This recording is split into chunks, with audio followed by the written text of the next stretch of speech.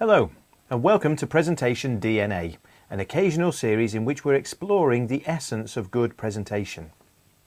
I'm Mark Buchanan from Practicaleyes.net, and in this episode we're going to be exploring the idea that inside of you, inside of me, there is an inherently good presenter, and that to be good at presentation is more about releasing that inner presenter than it is about bolting on all kinds of weird and wonderful techniques.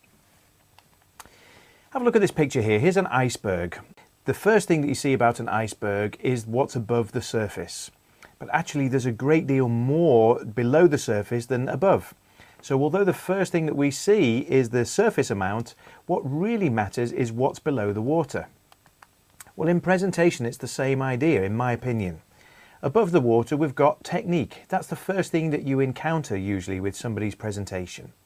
But actually the real driving force, the real support of a good presentation doesn't come from technique. It comes from the fact that there is an inherent ability in all of us to present to others. It goes back to the beginning of human existence on this planet. Have a look at these pictures here. These are cave paintings from Patagonia in Argentina, and they're probably about 13,000 years old. But they're a brilliant example of great presentation. They're very unsophisticated, but all the key elements are there. So, for instance, have a look here. We've got depictions of some sort of llama-like animal. They're still there, obviously. And then there's some other animal here, which I confess I do not know. We've got human figures here. You've got perhaps some spears here. So there's hunting going on. We seem to have arrows on the ground here. We've got more people here. And then we've got these beautiful handprints. So there's a lot going on in this simple painting, perhaps done by more than one person. But if you look at it, all the key elements of great presentation are right there. So there's a strong element of self-expression, isn't there? Just look at the way they've chosen to draw these animals. They're not all the same, but that's the way the painter thought those animals should look. We've got visual depiction, as we've just seen. It's pictures that are supposed to tell stories. It's pictures there to transfer information. Knowledge transfer. Lessons that have been learned by one person are being passed on to others in their own generation and tribe, and for later generations and other tribes, because they've painted them on this wall. And there's a strong element of signature. This is probably my favourite bit of the picture. I just love the idea somebody's put their left hand against that cave wall and they've either spat red dye, red paint, ochre or something like that, or perhaps they've splashed it on with a bundle of leaves. But whoever did that really felt it was important to them that people who came later knew who put that picture there. And actually taking ownership of our presentations, expressing ourselves through our presentations, signing them in effect, is really important if we're ever going to engage with our audience. Fast forward 13,000 years, and here we are on the border between Pakistan and Afghanistan, and this is something called a jirga, a traditional gathering to discuss matters of great importance.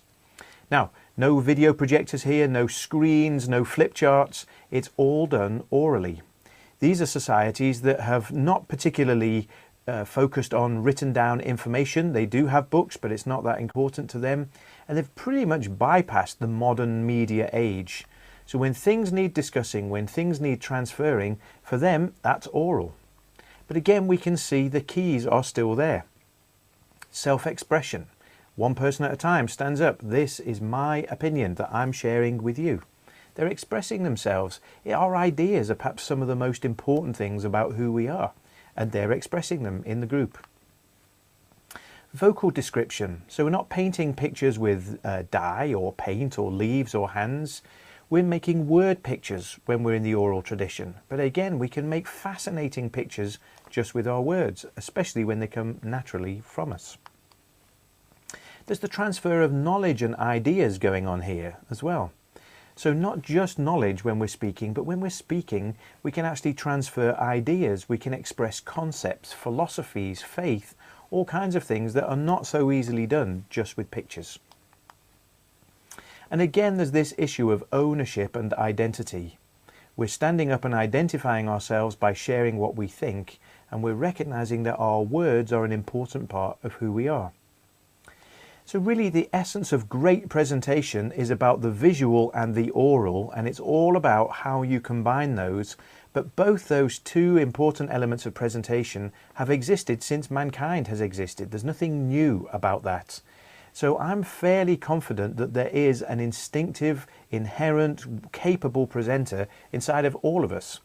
Now, it may need some help to come out, and we may not all choose to take the same presentation style, but everybody can present really well. It's just a question of tapping in and releasing what's already there. Now, don't know about you if you've got kids or whether there's kids in your extended family, but kids are inherently great presenters. They love presenting. They're very, very confident. Well, of course, everybody wants to hear my opinion. I'm a kid, right? They don't sat there full of doubt, will people want to listen to me? They just come in and tell us what they want to tell us, whether we like it or not even. They're very, very natural. They're unprocessed. They just let loose and they give us what's on the inside. And we love that, don't we? They just assume that the audience is there. They assume the audience is willing. They assume that the audience will be grateful to them for having taken the time and trouble to present their ideas. And that weaves something into the way they present to us, the way they communicate with us, and we just warm to it. They're very, very effective as communicators, as presenters, as persuaders. We've all been there, haven't we, where we end up doing things that we don't really want to do, but we just got persuaded into it. Why? Because we're up against some of the best presenters in the world. And again, they're finding their identity. They're sharing what's on the inside and they're measuring how that impacts other people. They're realizing that they have gifts and abilities and ideas and thoughts that might be different to everybody else's. That's part of the fun of growing up.